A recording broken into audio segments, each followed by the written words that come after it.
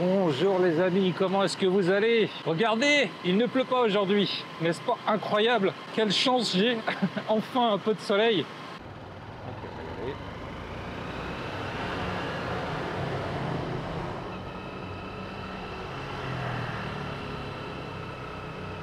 Bien, on va commencer la journée par aller manger un bout, car j'ai très faim. Et j'ai repéré un restaurant qui a l'air vraiment sympa. Je vais sûrement avoir la possibilité de tester les nouveaux plats. Je suis arrivé hier dans une des villes historiques les plus importantes de tout le Vietnam. Il y a pas mal de choses à voir ici. Et cette ville, c'est Hue.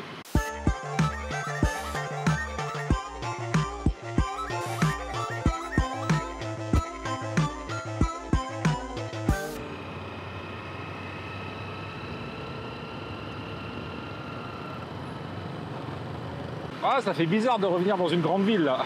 Au niveau de la circulation, c'est quand même autre chose ici, hein. Oh là là là là là là. Ok, alors là, faut prendre à gauche. Comment ça se passe? Comment on fait? Ok, je vais suivre la dame, hein. Oh là là. Ah, c'est n'importe quoi, vraiment. Ici, quand il y a un croisement, hein, on n'attend pas que ceux qui passent en face passent avant de tourner, hein. On coupe devant eux, hein, si on peut. Comme là, par exemple. Voilà. Alors, pourquoi Hue est une ville aussi importante au Vietnam? Car c'est l'ancienne capitale impériale. Ici, au 19e siècle et première moitié du 20e siècle, il y a eu une royauté sous protectorat français. Donc il y a beaucoup d'anciennes choses à voir, même si une partie des monuments ont été détruits, notamment par ces enculés français. Eh ouais, la cité interdite notamment, des bibliothèques, enfin des choses inestimables. Mais il reste quand même des choses à voir ici. Alors là où je loge, c'est le vieux quartier de Hue. Et c'est un quartier rectangulaire, carré, un peu comme à Chiang Mai, où toutes les rues sont perpendiculaires. Et là, je ne me trouve plus à l'intérieur de ce vieux quartier. Là, on est dans la partie plus moderne de la ville. Oh là là, ça me fait tellement plaisir de voir un peu de ciel bleu, de sentir le soleil sur ma peau, vous pouvez même pas imaginer.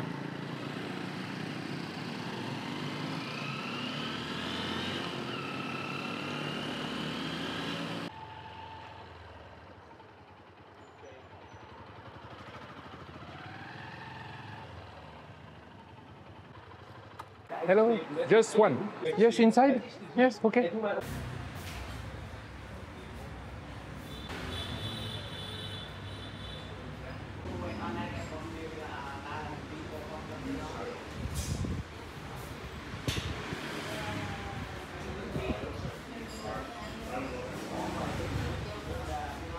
J'avais oublié d'allumer le micro. Je vous disais concernant les nems qui sont vraiment exceptionnels. L'extérieur du nem n'a rien à voir avec ce qu'on a nous en France. C'est beaucoup plus léger, on dirait de la dentelle, un peu comme des crêpes dentelles, vous voyez. C'est-à-dire que c'est hyper croustillant et ça se dissout dans la bouche juste après qu'on l'ait croqué. C'est absolument fabuleux. La farce à l'intérieur est beaucoup plus goûteuse, on peut sentir le poivre, on peut sentir les petites herbes. Oh, c'est délicieux. Et c'est servi avec la sauce traditionnelle pour les nems, mais également une purée de piment. Délicieux. Et maintenant, c'est l'heure du Bun Bo Hue.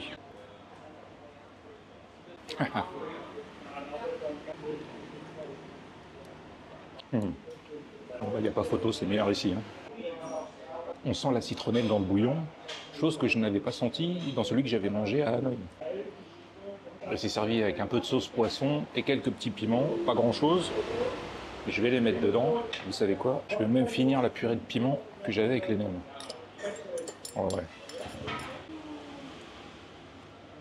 Le bœuf également est très tendre, délicieux.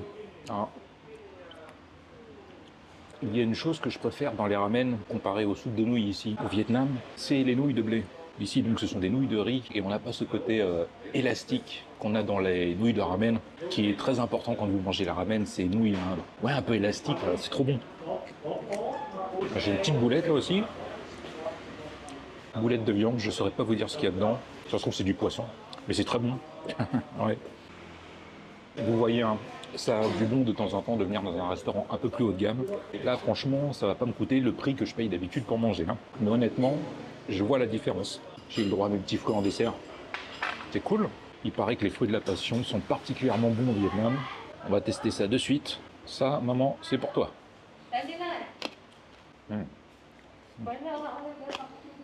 Ah ouais. Vous voyez comment l'enveloppe extérieure est bien lisse, contrairement à ce qu'on trouve souvent chez nous dans un supermarché, qui sont tout fripés. Ah, il n'y avait qu'une moitié, j'en aurais bien mangé une autre. Hein. C'est dommage, vous avez loupé ma rencontre avec Mr. Kuba Easy Rider Motorbike Adventure. Quand je suis sorti du restaurant et que je me suis approché de la moto, il y a un Vietnamien qui était sur sa Honda là, qui m'interpelle et qui me demande d'où je viens, qui me sort un livre, on va dire de remerciements, probablement de clients, et il se met sur une page en français où une apparemment jeune femme remerciait le gars pour l'aventure qui lui avait permis de vivre au Vietnam. Donc il me dit ouais, viens avec moi, je vais te montrer les coins sympas et tout, moi je connais le Vietnam, tu vas voir avec moi, tu vas pas t'ennuyer, on va s'amuser. Une autre fois peut-être, mais là non, je voyage seul. Je vais retourner dans la cité impériale et on va aller visiter les monuments les plus importants ici. Enfin bon, ceux qui sont sur mon chemin du moins.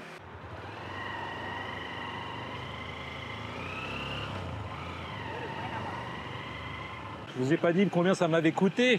125 000 dong. C'est plus cher que ce que je paye d'habitude, mais là j'ai mangé 2 trucs et puis j'ai pris une bouteille d'eau en plus. Et honnêtement, avec ces nems, j'ai eu une vraie révélation. Hein. Oh là là, mais pourquoi ils sont pas comme ça en France? Ah ouais, je vous jure. Ah, c'est pas du papier de riz qu'ils utilisent hein, pour faire l'enveloppe extérieure des nems. Hein. Je sais pas ce que c'est, mais c'est tellement bon. Et même la farce, elle est goûteuse, elle est tendre. Oh là là là là, avec cette petite sauce et cette petite purée de piment. Quel bonheur. Et ben vous savez quoi, après avoir passé pas mal de temps dans des villes beaucoup plus petites, ça fait plaisir de retrouver une grande ville. Hein. Vous voyez sur la droite, là, il y a un fort.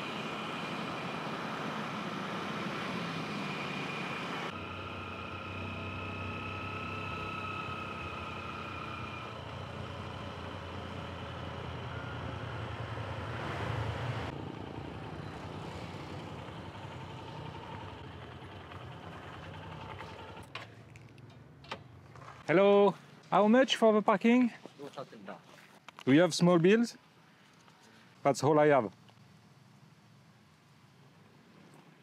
Ah. Avant d'aller voir tout ce qui se trouve derrière moi, je vais aller prendre un petit café, il y en a un juste là.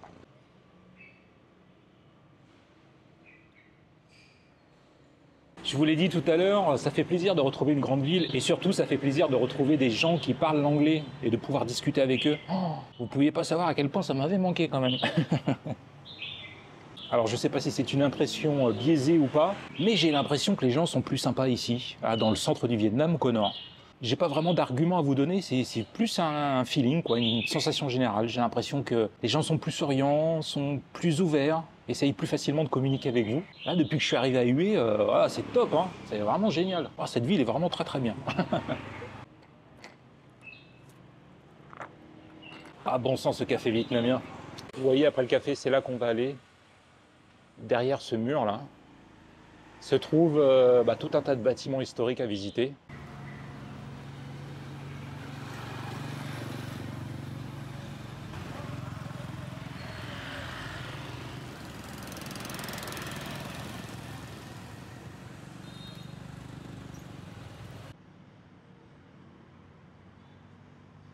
Fini de lézarder, dirigeons-nous vers ce magnifique bâtiment qui se trouve juste face à moi. Oh là là, je sens que je vais me régaler. Comme je vous l'ai dit tout à l'heure, Hue est une ancienne capitale impériale de la dynastie des Nguyen. Je vais voir si je peux en apprendre un peu plus sur l'histoire de cette capitale impériale à l'intérieur là, de l'ancienne cité impériale.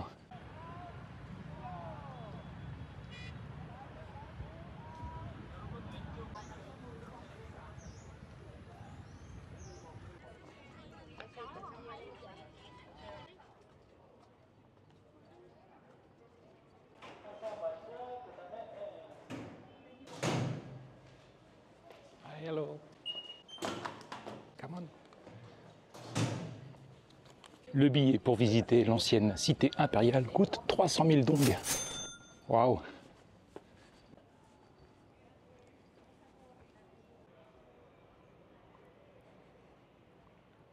Je regrette quand même qu'ils ne vous donnent pas un petit dépliant quand vous entrez ici. Je dois avouer que ça m'aurait été bien utile, histoire d'avoir le plan du site et puis peut-être quelques explications.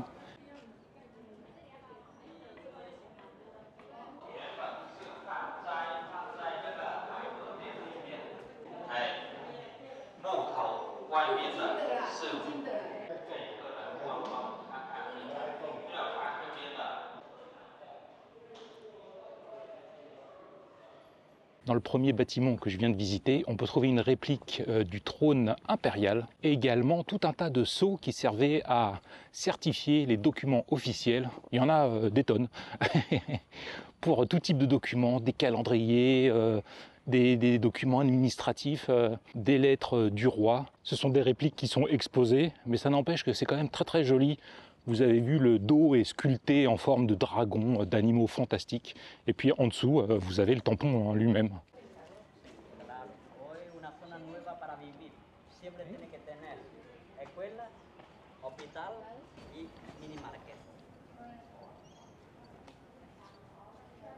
Me voici arrivé devant le pavillon Yenlam. Le premier niveau représente la terre, le second niveau l'homme et le troisième niveau le ciel. L'empereur étant là pour faire la liaison entre ces trois mondes et les esprits supérieurs. Le pavillon dans lequel je me trouve actuellement a été construit dans les années 1820 et a été érigé en la mémoire des empereurs disparus. C'est le plus haut bâtiment du site avec 13 mètres de hauteur et c'est également la limite que les autres bâtiments ne pouvaient pas dépasser.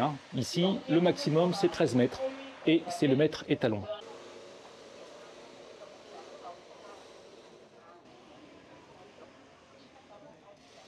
Derrière le pavillon où je me trouvais juste avant, sont exposées 9 urnes représentant les empereurs qui ont régné durant la dynastie Nguyen. Chaque urne fait entre 2 tonnes et 2 tonnes 5 et est donc dédiée à un empereur en particulier, d'après ce que j'ai pu comprendre. Et elles sont ornées de motifs. Chaque urne est différente de l'autre. Et comme vous pouvez le voir, elles sont quand même très grandes. Waouh!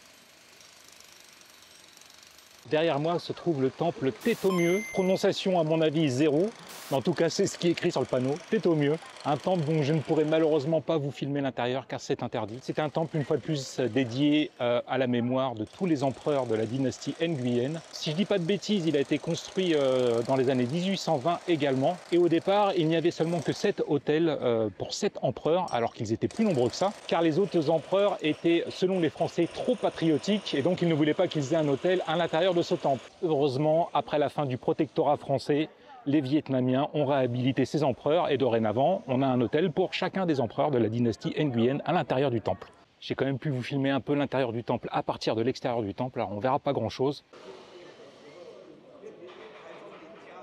C'est très joli à l'intérieur du temple, tout est peint en rouge assez foncé, presque bordeaux, avec des dorures. C'est vraiment magnifique, comme souvent les temples ici en Asie du Sud-Est.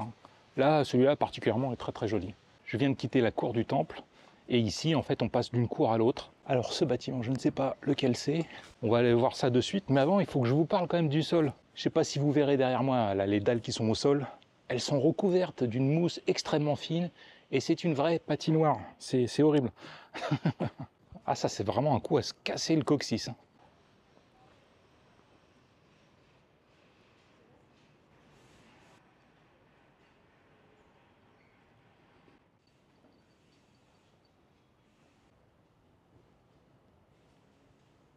La seule info que j'ai pu récupérer concernant ce temple, c'est son nom, c'est le temple Ung To Mieux, qui a été récemment rénové, à mon avis qui est encore en cours de rénovation.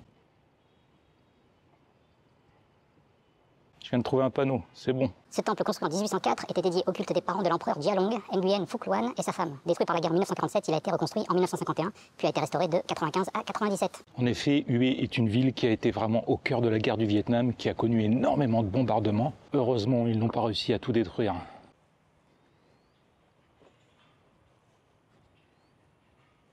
Le bassin que vous pouvez voir derrière moi a été restauré à la fin des années 90. En effet, il avait été laissé complètement à l'abandon. Et d'après ce que j'ai pu comprendre, dans tous les temples ici, il faut un bassin et il faut également des bonsaïs, car c'est le Feng Shui qui dit ça. Voilà, pour l'équilibre du lieu, il faut de l'eau, des arbres, des rochers. On peut voir ici à quoi ce temple ressemblait avant qu'il ne soit brûlé lors de la guerre d'Indochine en 1947. Car comme vous pouvez le constater, il ne reste que les fondations et puis la base des poteaux. Tout le reste a été détruit. C'était un très grand temple de 1400 mètres carrés, construit une fois de plus par un empereur pour honorer ses ancêtres. J'ai l'impression qu'ici les temples sont tous dédiés à cette fonction, honorer les ancêtres.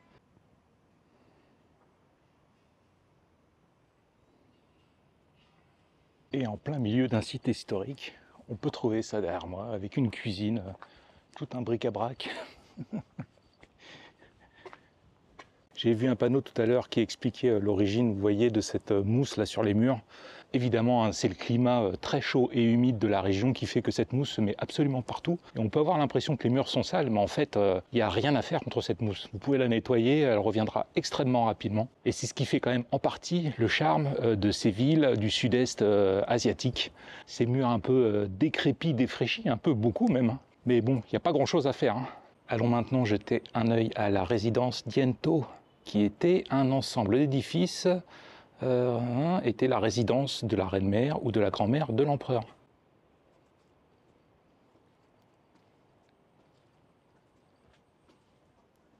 Matez un peu la taille du bonsaï qui se trouve juste derrière moi.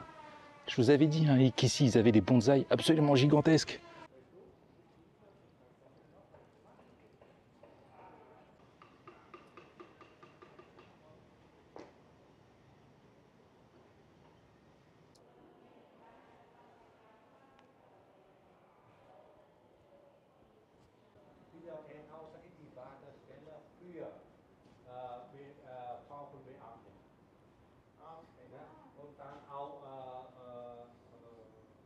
Comme vous avez pu le voir sur la maquette que j'ai filmée juste avant, le site à son apogée était vraiment grand, il y avait énormément de bâtiments. Il ne reste plus grand chose. Hein. La guerre d'Indochine et la guerre du Vietnam sont passées par là, malheureusement.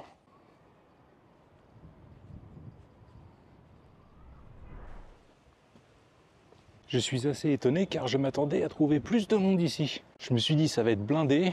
Et puis finalement le site est tellement grand que les gens se dispersent de manière assez harmonieuse un petit peu partout et qu'on a de la place et qu'on n'est pas serrés les uns les autres. Ça c'est très bien. Je viens d'arriver au bout de la zone rectangulaire, voire même carrée dans laquelle je me trouve, mais je n'ai fait qu'un côté. Il y a également le centre à faire et la partie droite.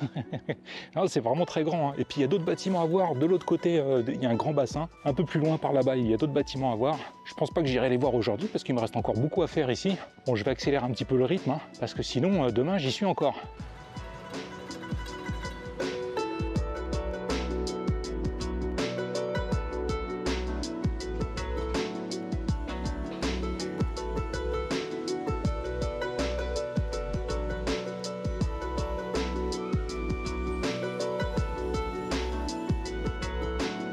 Dommage, ce qui semble être un des plus beaux bâtiments du site, là juste derrière moi, est en rénovation. Du coup, je ne pourrai le voir que de l'extérieur.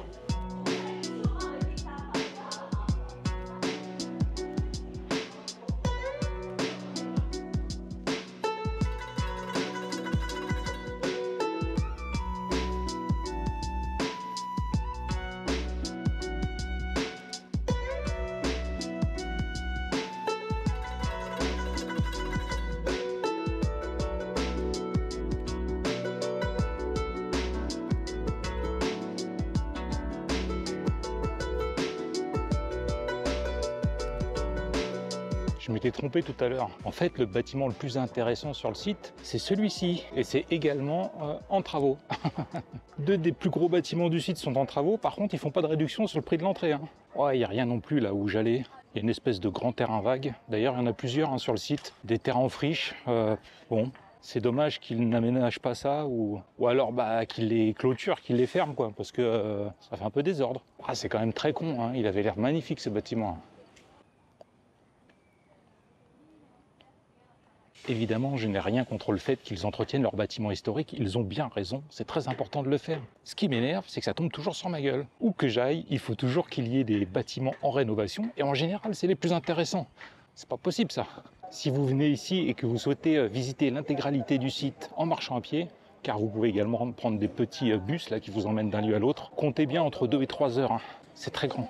Le problème de ce genre de site, mais je dirais que c'est inhérent à tous les sites de ce type, c'est qu'ils sont tellement grands, qu'il y a tellement de choses à voir, qu'au bout d'un moment, on finit un peu par se lasser et on a un peu l'impression de toujours voir la même chose, si vous voyez ce que je veux dire. Ça m'avait fait un peu la même chose à Ayutthaya. Quand vous commencez la journée, vous êtes émerveillé, et puis quand la journée avance, au bout d'un moment, vous avez un peu l'impression de tourner en rond, alors que c'est pas du tout le cas, mais voilà, c'est comme ça.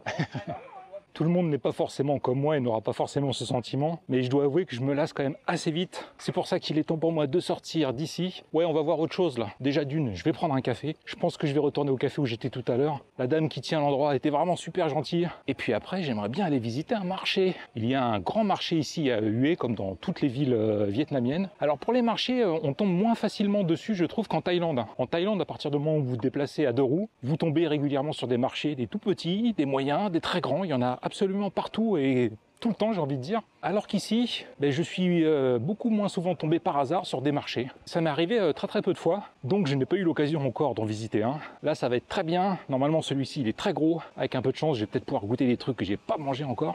Oh là là, c'est génial. Là, le ciel s'est dégagé. Il y a quasiment plus aucun nuage. Ça faisait longtemps que j'avais pas vu le ciel vietnamien comme ça, hein.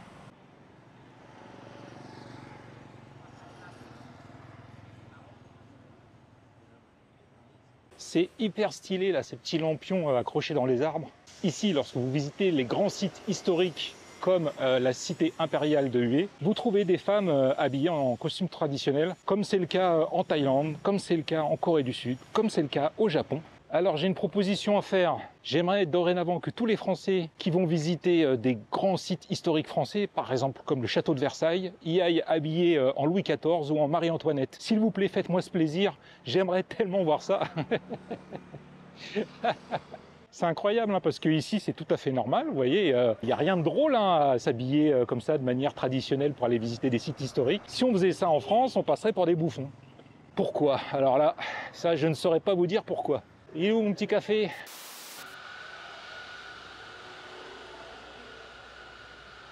Ici aussi, comme dans beaucoup de pays d'Asie du Sud-Est, on a des oiseaux en cage qui sont mis en cage pour leur beauté, mais surtout pour leur chant. Je ne sais pas s'ils organisent des concours ici au Vietnam de chant d'oiseaux comme ils le font en Thaïlande. Alors je dois avouer que j'ai un avis très mitigé là-dessus, hein. Évidemment, voir un animal en cage, moi, ça me plaît pas. Et quand vous assistez à l'un de ces concours de chant, je peux vous assurer que c'est quelque chose d'assez incroyable.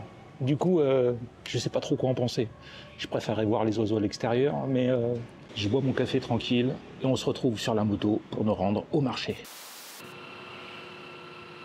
Ah mais quel bonheur de rouler en t-shirt! Oh là là là là!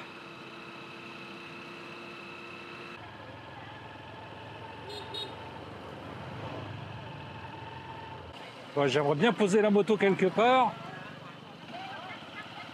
Et j'aimerais bien trouver un parking payant, surveillé. Oh, bordel là. Il semble en avoir vu un là-bas, juste avant d'arriver au marché. Ouais, voilà.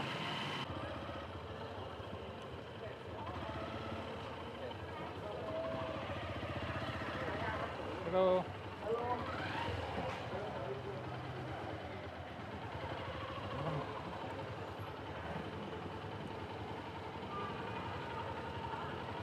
Quand vous garez votre moto dans un parking comme ça, surtout, hein, vous ne bloquez pas le guidon. Parce qu'ils ont besoin de la bouger pour déplacer, vous voyez, celles qui sont juste devant. Hein. Attention. Ah, hello, come on, hello.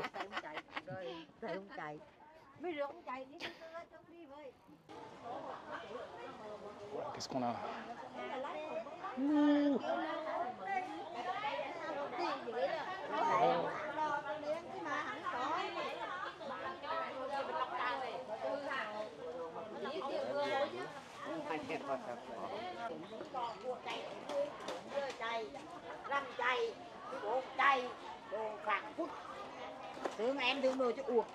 Si vous voulez acheter des bijoux, c'est par ici que ça se passe.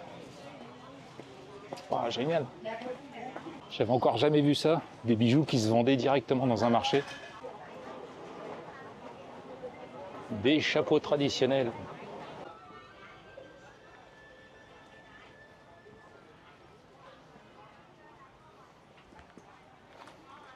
Hello, you buy hat? Hello? Can just me. No thanks. It's okay. Đó, like nó không bạn. Còn đi đâu mà thì nó thôi. Ah, des casques pour enfants. Des casques de moto pour enfants. Dạ đi mấy mua cái chim 1 kg nào về chị nhỏ hơn ấy chứ có hàng đi cắm nữa. 20,000. 20. Yes. I take this and this. 50,000. Yes. Thank you. Bye bye. You looking? Baby. Ah, no thanks. I only buy food.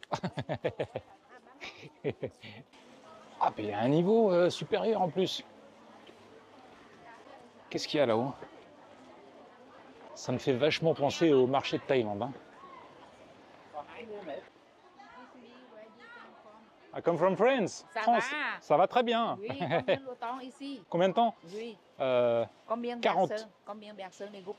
40 jours. Je suis tout seul. Ah, tout seul. Yes. 40 jours vietnamien. Oui, Oui, c'est magnifique là. Hanoï Hanoi. jusqu'à Ho Chi Minh City. Oui. Motorbike. Ah, motorbike. Very good. Ça, c'est regardez ma boutique, moi, les vêtements, un chemisette pour les hommes, les Ah, bambous. mais c'est gentil, mais je voyage léger avec Oui. peu de vêtements. J'ai juste 3 t-shirts Oui, et j'ai plus de place oui, merci. dans ma valise.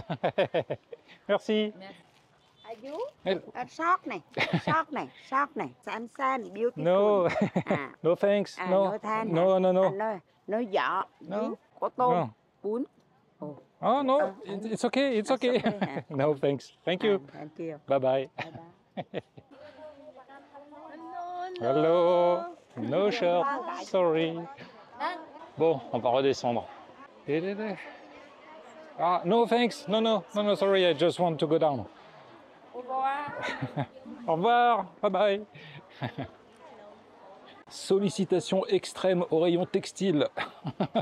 Ah, j'ai écourté ma visite du premier niveau, là, c'était horrible. Bon, elles sont gentilles, hein, les dames, mais bon, si vous êtes comme moi, c'est le genre de truc qui saoule rapidement. Bon, évidemment, je pense que j'ai payé plus cher que je ne l'aurais dû pour ce que j'ai acheté. 50 000 dong, ce qui fait 2 €. Je pense que ça vaut la moitié.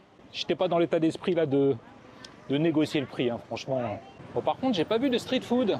Ça, c'est un peu embêtant. C'est bien dommage. Voilà.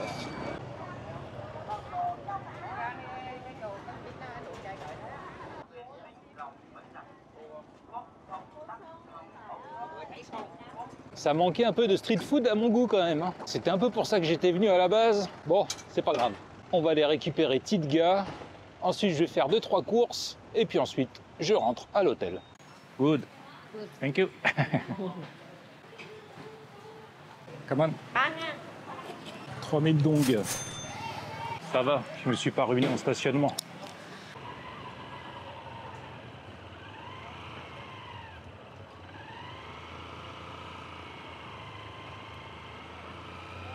Ça aurait été une visite express hein, du marché. Mais bon, j'y allais pour la street food, j'en ai pas vu ou très peu, pas des trucs qui m'inspiraient. Du coup, j'ai pas traîné quoi, voilà. Je me suis pris des petites sucreries, ça fait toujours plaisir. Voilà, il va falloir que je klaxonne, je pense.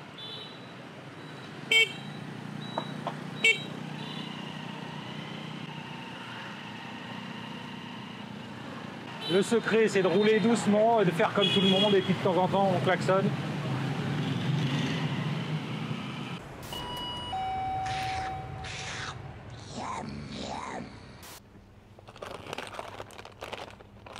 J'ai essayé ça l'autre jour, c'est pas terrible. C'est du cidre aromatisé. Non, pas terrible. Allez. Bia Saigon Special. Hop. Et voilà. 59 000. Ok. no Ah, sorry. Ok. ah Ok, thank you. Putain, je me trompe souvent dans leurs billets. Des fois, je donne des billets de 10 000 alors que c'est 100 000 qu'il faut que je donne. Des fois, je donne des billets de 100 000 alors que c'est 10 000. Ils se ressemblent trop, leurs billets. Ah oui, je sais pas si je vous l'ai dit. Ici, il n'y a que des billets, il n'y a pas de pièces. Ça, c'est une bonne chose. Faut pas avoir à se trimballer avec de la caillasse dans les poches en permanence. Donc là, on se trouve dans la vieille ville de Hue. Et ce ne sont que des routes perpendiculaires ou parallèles. C'est quadrillé, en fait. Hein. Oh là là. Bon, allez vite là. Vite, vite, vite. Ma bière est en train de se réchauffer. C'est pas bon.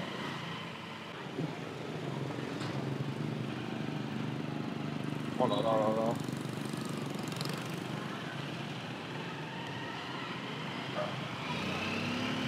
Regardez-moi un peu cette procession là de rickshaw.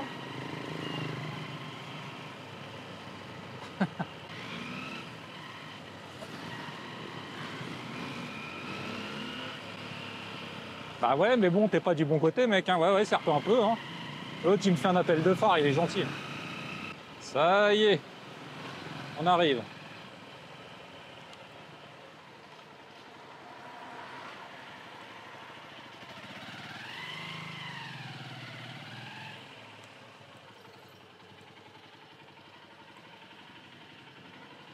Et bah du coup, je vais en profiter pour vous montrer un petit peu la chambre que j'ai ici.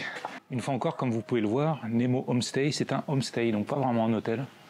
En fait, c'est pas mal hein, le homestay, hein. Ça me plaît bien. Ah, j'avais pas fait gaffe, il y a une petite balançoire ici. Voyons voir qu'est-ce qu'on a de beau. Ce que je peux déjà vous dire, c'est que c'est extrêmement collant.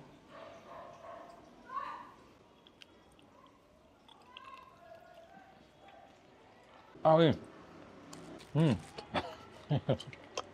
Ce sont des petites friandises aux graines de sésame. J'en ai déjà mangé en France, hein, des comme ça, mais il me semble pas que c'était aussi caoutchouteux ni aussi collant. C'est bon, mais à mon avis, il va me falloir au moins 20 minutes avant de le mâcher et de pouvoir l'avaler. Je pense que je suis pas prêt de finir le paquet. C'est pas que c'est pas bon, mais c'est que c'est très sucré et on en mange un et c'est bon quoi. On teste ça. Ça ressemble beaucoup aux galettes hein, qu'on peut trouver également en Thaïlande, que m'avait fait découvrir Hervé. Hervé, si tu me regardes, salut. Et merci encore pour la découverte de ces délicieuses galettes. Alors, est-ce que celles-ci sont aussi bonnes?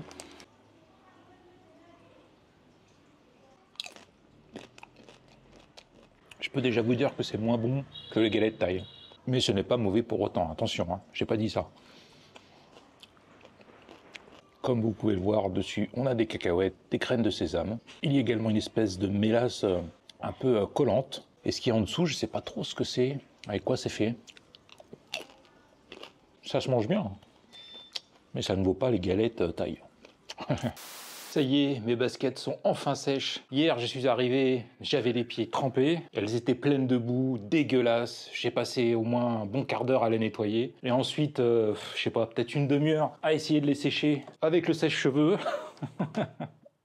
Ce matin, elles étaient encore humides. Je les ai mises dehors sur le balcon. Et ça y est, elles sont sèches. Franchement, c'est très compliqué quand le temps est chaud et très humide de faire sécher ses vêtements. Hein. Je peux vous assurer que c'est vraiment une vraie galère. Avant de vous quitter, je vais quand même vous montrer ma chambre. 12 € par nuit. J'ai l'impression que c'est un peu le standard ici. Hein. 12 € par nuit. Vous avez franchement des chambres très bien. Je suis situé en plein cœur de la vieille ville de Hue. D'ailleurs, j'aurais très bien pu aller visiter ce que j'étais visité cet après-midi à pied, mais comme je comptais me déplacer notamment pour aller au restaurant, puis pour aller ensuite au marché, j'ai préféré prendre la moto. Mais à pied, c'est tout à fait faisable de là où je me trouve. Franchement, c'est super bien placé, quoi. Alors, je vous montre la chambre.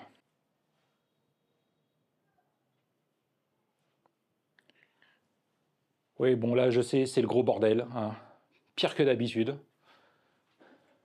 Bon, évidemment, il y a la clim, hein. La salle de bain, normal quoi. Et vous avez même un petit balcon.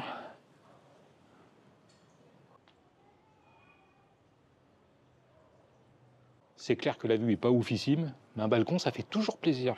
Le ciel ce soir est parfaitement dégagé. Ah, je pense que demain on va avoir encore une belle journée. Ça c'est cool. Ouais. J'espère que la visite de la cité impériale de Hue vous a plu. Moi, en tout cas, j'ai beaucoup aimé ça. Je regrette juste que 2 des plus gros bâtiments aient été en travaux au moment où j'y suis allé. Bon, bah, ça, c'est pas de bol, hein, c'est comme ça. Le marché, ça a été très rapide, comme vous avez pu le voir. J'y étais pour la street food, j'ai pas trouvé ce que je cherchais, donc du coup, voilà, j'ai acheté 2-3 friandises. Et puis ensuite, je suis rentré ici. Et puis, le repas ce midi, franchement, repas excellent, c'était trop bon, quoi. Et ces nems... Ces nems, mon Dieu, je vous jure, tant que vous n'avez pas goûté des nems comme ça ici au Vietnam, vous ne savez pas vraiment ce que c'est. Croyez-moi, sur parole. Il est temps pour moi de vous souhaiter une bonne journée, une bonne soirée ou une bonne nuit, et de vous dire à très bientôt pour une nouvelle vidéo au Vietnam. Salut les amis!